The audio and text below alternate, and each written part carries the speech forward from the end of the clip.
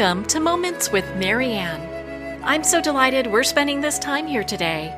We have a very inspiring show coming right up with special guest, Judithe Little, and she's here to share with us her new novel, The Chanel Sisters.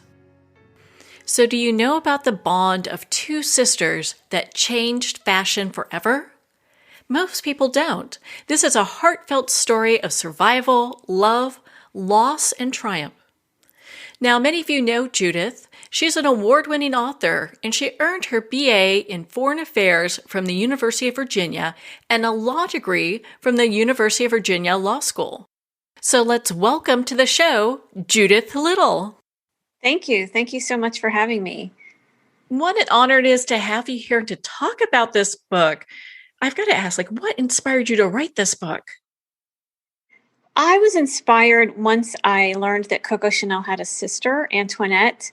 I was reading a biography of her just for fun. And when I got to the part that mentioned the sister, for some reason it surprised me because I'd never really thought of Coco as having a family. And she just seemed like this kind of solitary, iconic person. And to me, the fact that she had a sister kind of humanized her. And I was really interested to know what it would have been like to be Coco Chanel's sister. So I started researching Antoinette to see if there was a story there. And I found that there really was, and told the story from Antoinette's point of view, their early childhood until it starts from 1897 and then it ends in 1921. So it's a snapshot of the earlier life of Coco and Antoinette and their life as sisters and how they interacted and how they managed to start what was the beginning of the Chanel empire that we know today. I think when most people hear Coco Chanel, they think this glamorous woman who's just amazing and just beautiful, clothing. And it's interesting because I understand that she didn't really start off that way.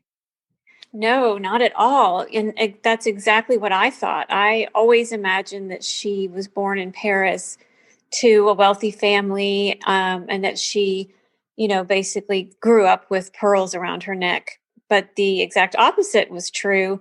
She was born in a poorhouse to an unwed mother in the middle of France. Her father was not around, and he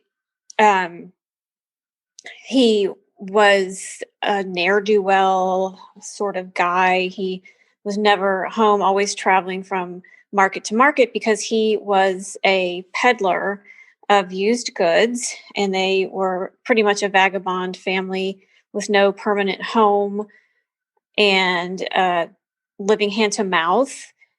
When Coco was 11 and Antoinette was 7, their mother died. She was in her early 30s. She died, and their father took the girls and left them on the doorstep of a convent orphanage in the middle of Aubazine, France, which is a very remote mountainous area.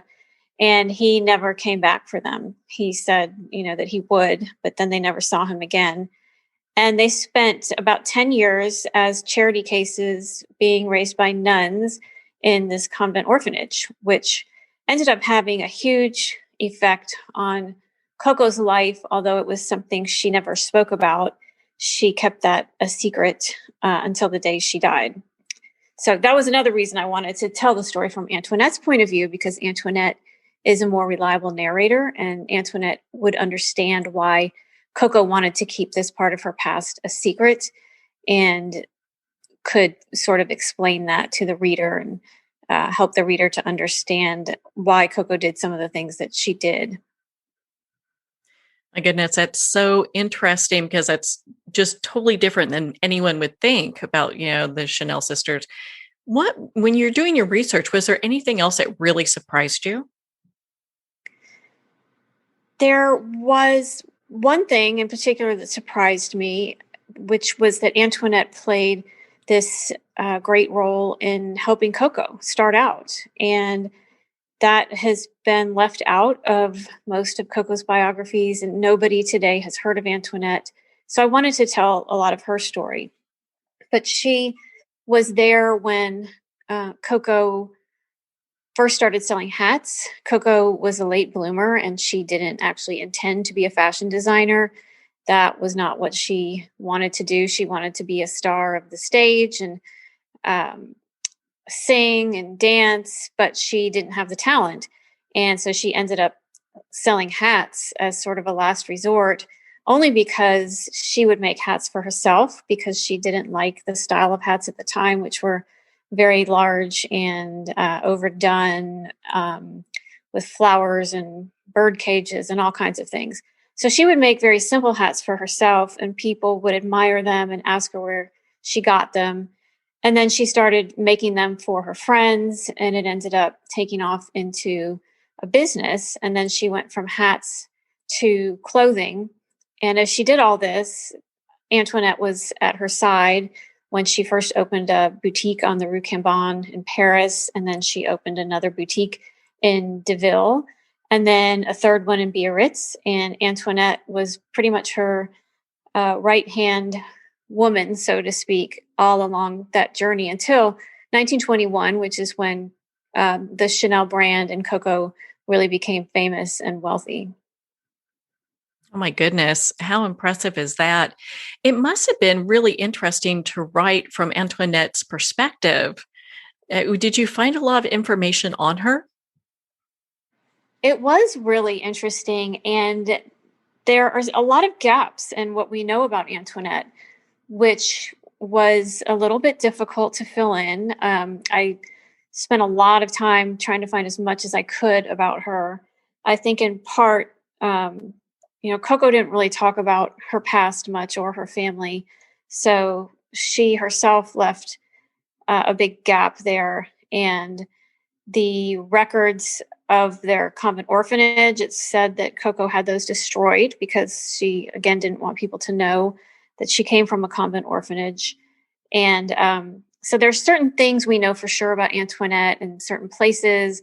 For instance, she was at the convent orphanage, and she did live in Vichy, France for a while. And then she was with Coco when she first started selling hats in Paris. There's a ledger book for the business that Antoinette signed on January 1st, 1910.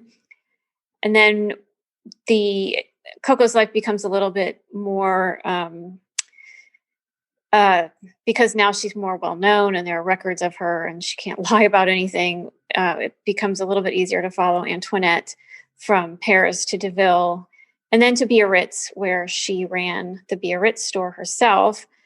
But so what I had to do to find out about her, in addition to looking through the biographies of Coco, I looked at old census records from France, which was pretty fun to look through those because they are not typed in. They're actually scanned in pages from the original books. And it has all the beautiful handwriting of the time and the names and the professions. And so that was fun to do, although it took me a while because I couldn't just type in Antoinette Chanel and something would pop up. I actually had to go through page by page. And then I also looked at old French newspapers to see if I could find anything about them in those records. And I'm also in touch with some family members of Coco's and Antoinette's, some distant family members who were able to tell me a little bit about Antoinette's later life. Oh my gosh, that is so interesting. So you spent time in France to research this? I didn't specifically spend time in France to research it. I did live in France before I was researching the novel, so I was familiar with France.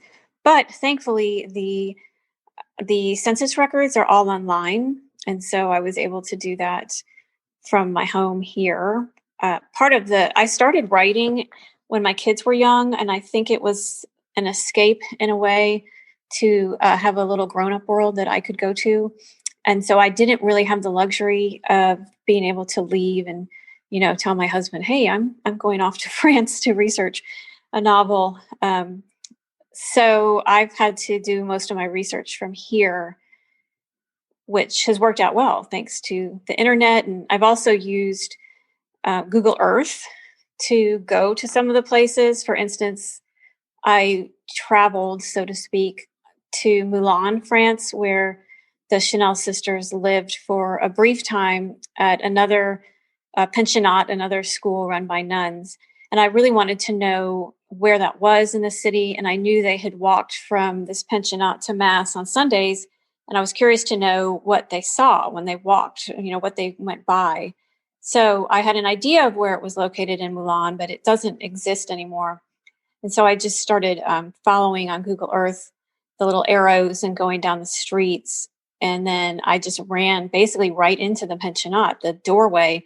And over the top, it said Pensionnat Notre Dame, which is where they were. And so that was pretty exciting for me. And then I was able to walk down the street and, see what they would have seen themselves on their way to Mass and get an idea of what the city, because I've never been to Milan, and what the city is like. What a great time we live in where we can do things like that. I know. You can build this story from, I think it really inspires writers. If you can't travel to some of these places, you can, there's always a plan B. I know. I think back to the days of having to go to the library to research, which I loved, always doing that. And, the smell of books and the excitement of finding a book. But if I had to do that, I can't, it would have taken me so much longer if I didn't have libraries, the access to libraries and other records online. It must have been just really difficult to construct this story and also include World War II in it. I mean, there's so much going on. There is a lot going on, and World War I was fun for me to research because I didn't know anything about it. I knew a lot about World War II. My first book takes place in the early years of World War II, but I really knew nothing about World War I, and so I had to learn about that and how different it was from World War II. And it played a huge role in Coco and Antoinette's life because the clothing that Coco made for herself was very comfortable clothing. It was clothing that she could move in. I think because she spent all those years locked up in a convent orphanage. Once she got out, she was ready to participate in life. And the styles of the time were corsets and long skirts and all kinds of layers and those enormous hats. And a woman had difficulty moving, let alone some couldn't even dress themselves. And Coco was having none of that. And she made her own clothing. She spent time in Deauville, which is where she opened her second boutique.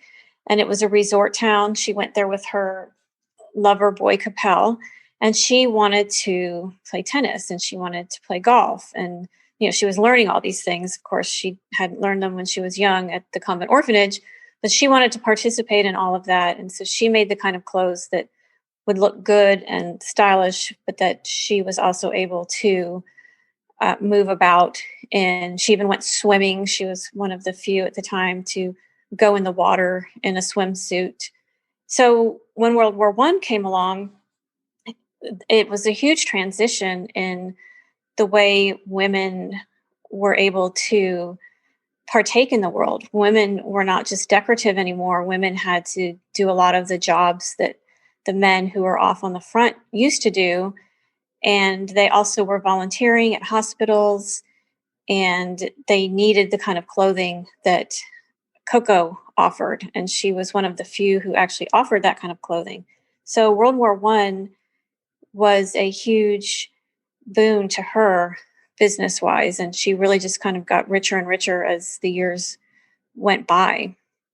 And then, of course, the book ends in 1921, and after World War I, but society has completely changed then. And then Coco, who had been kind of on the outskirts of society because she was a tradeswoman up through the war, once war changed everything, that was when she became the Coco that we know of today and was more of a society type person. But before that, she would dress these ladies of the aristocracy and, chat and talk in her boutique. But then if they would pass each other on the street, the ladies would completely ignore her. That is just insane when you think about that. And she was such a visionary because when you talk about like changing women's clothing, I mean, women could get arrested if they were considered indecent, you know? So I understand like the bathing suits of that time, they were made of wool and can weigh like 50 pounds. So women really weren't swimming a lot. Yeah, it's funny that, and even if you look at the outfits that she made for herself that were easy to move around in, I think, today we would think that's not easy to move around in at all. But at the time, it was compared to what women had been wearing. So she just really kind of followed her instincts rather than following fashion or, what was in style at the time. I think in part too, because she was poor and she couldn't afford what was in style. So she, of necessity, had to come up with her own look. And that was what ended up making her so successful. Yeah, that unique look that she had. And I understand she also changed how women wore their dresses too. She did. Many women, they had the waist, the tiny little wasp waist, and the fuller figure. And Coco changed all that. Of course, she was a petite person, and she knew that she didn't look good in those kinds of styles at all. And she looked better in sort of the straight dress. But she really believed that a woman was more appealing when you could get a sense of her actual body under her clothes versus this distorted body that comes with the corset and everything being pushed up and sucked in. And so that was a huge change that she made in women's clothing. And she also made it so that you could get up in the morning and dress, and then you didn't have to think about it. I think she wanted women to be able to dress to live, not live to dress, as a lot of the designers at the time did. There was Paul Poiret, who was very costumey, and he, in fact, had women wearing what was called the hobble skirt. And so women were actually wearing a skirt that would hobble them, and that was fashion. And of course, Coco hated that. I'm sure a lot of other women hated that too, so you think about some of the styles that, have been designed, and especially if a man's designing it and doesn't have to wear it, it's a Right. whole different thing. Yeah, that was one of her big things too. Is she it upset her whole life, designs that men would come up with that to her, were inhibited a woman's ability to move. She did not like that at all. So she did not like anything that was too costumey. That's for sure. Well, and so when you wrote this book, I know that a lot of times people either plan it out or they just sit down and write. How was it writing Antoinette? Was it something that was planned, or was it something that really kind of just flowed from you? It was a little bit of both because it's historical fiction. There are certain things that are inherently planned, certain dates and times. But then with respect to some of the gaps in Antoinette's life, that there's just absolutely no evidence of certain parts of her life, like for instance her love life, her early love life. There's no talk of that anywhere. And so that is something that I had to use what I knew about her and the facts of her life, and then try to logically extrapolate from there, what could have happened to her. So there was a lot of creativity that has to go into that. And I'm kind of funny because I love to write fiction, but I don't like to make anything up, which sounds kind of weird. But if it's historical fiction, I really want to know exactly what happened and what everybody said. Of course, it's impossible to know that. So there is that, that's why it's fiction, because we have to make those parts up. So there was, part of it that I had to write as I went along but I had a basic understanding, of course, of where the story was going to go and what was going to happen at certain times. Well, that is so inspiring because I know people when they do research and find that one little nugget that they're like, oh my gosh, I need to build a story around this. It a lot of times they get a little confused on how they're going to go forward with that, So it's so good to hear how you do it. Well, I think that's the $1 million question. I mean, I still struggle with that, and I see other authors struggling with that, how to take an idea and turn it into a plot that keeps moving forward and that keeps a reader interested. I mean, every time an author sits down to write a book, I know that they struggle with that. It doesn't come easily, and everybody has their own methods. Some do the full outline and others don't. Were there any themes that ran throughout the book for the reader that they would pick up? One theme was the sense of home and the sense of place, because Coco and Antoinette never really had a home growing up. And so it was kind of the idea of what is a home. And, the convent orphanage, I don't think they would have considered home. And then Coco lived with one of her lovers at his chateau that was his home. Antoinette never really had her own home. And what I think became their home was the boutique on the Rue Cambon. That was really, in the end, a home for them. And it's still there, which is pretty interesting. So home was definitely one of the themes. And then another theme was the place of women and how women can rise up out of poverty, which is what Coco and Antoinette had to do. At the time, there were limited opportunities for people to change their class, their socioeconomic class.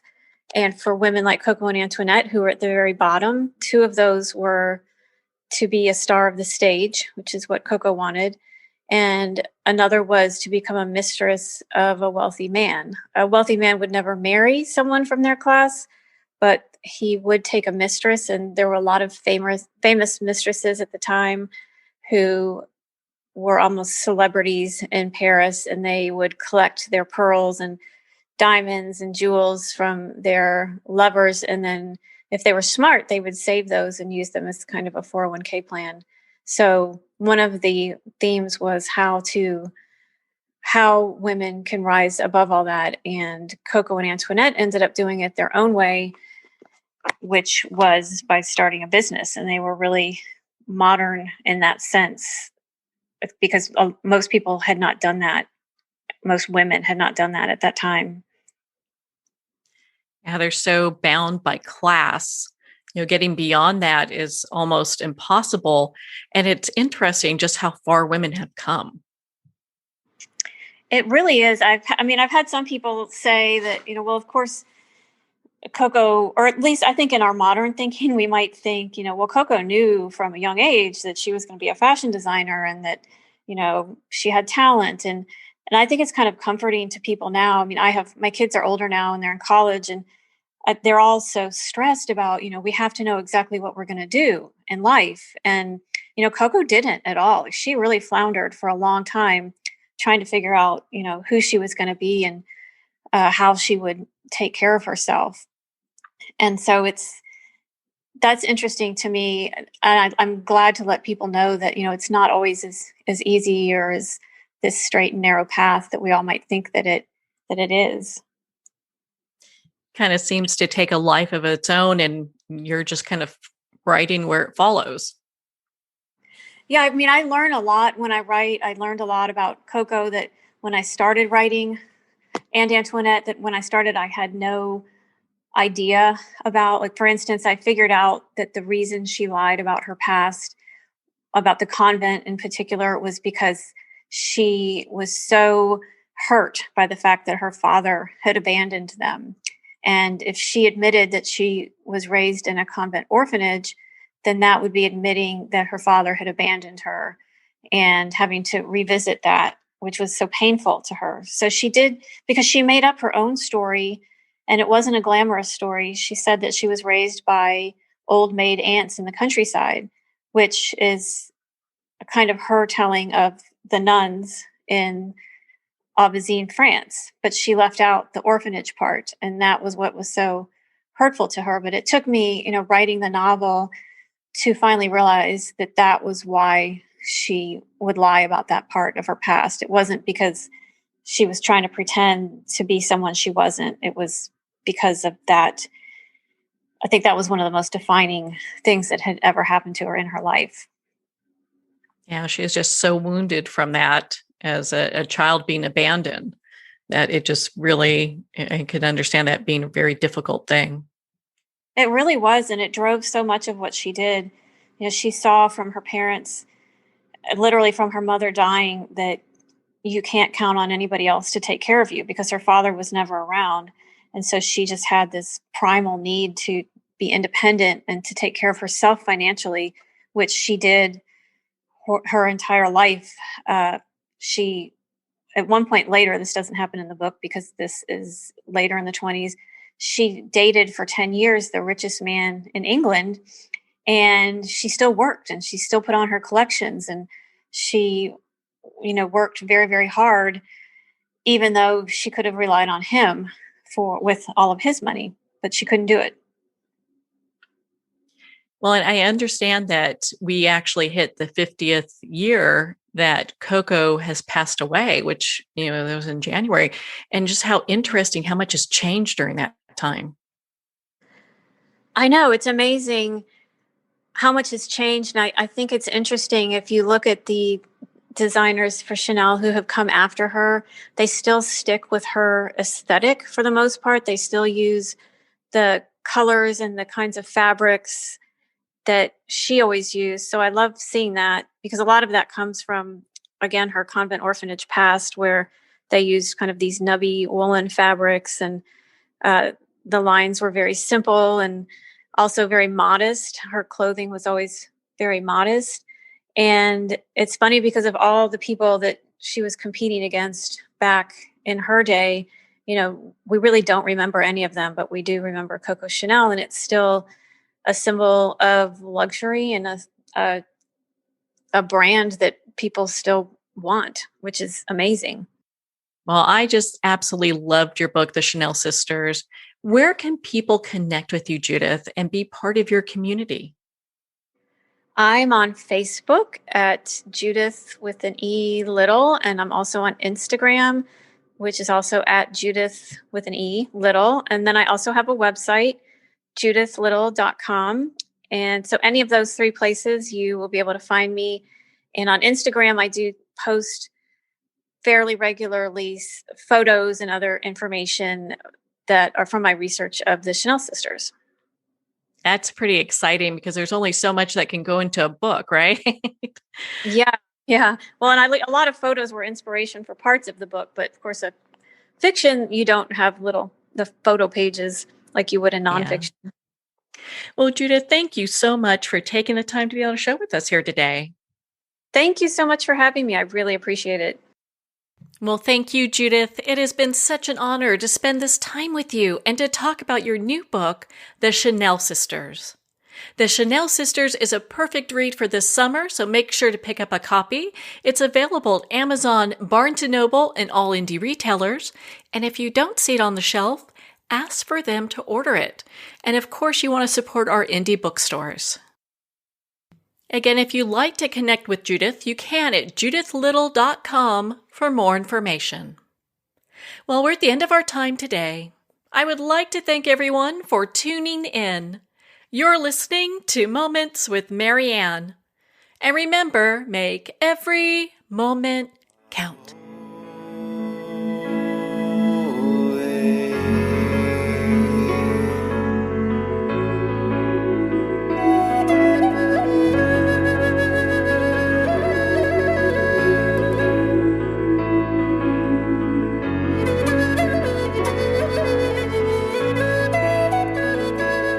In a single moment, your life can change. Moments with Marianne is a transformative hour that covers an endless array of topics with the best of the best. Her guests are leaders in their fields, ranging from inspirational authors, top industry leaders, and business and spiritual entrepreneurs. Each guest is gifted and a true visionary, a recognized leader in her own work, and while teaching others to develop, refocus, and grow, Marianne will bring the best guest and sometimes a special surprise. Don't miss this. You never know just which moment will change your life forever. Moments with Marianne airs every Sunday, Monday, Thursday, and Friday at 8 p.m. Eastern and 5 p.m. Pacific Time. Make sure to tune in and visit momentswithmarianne.com for more information.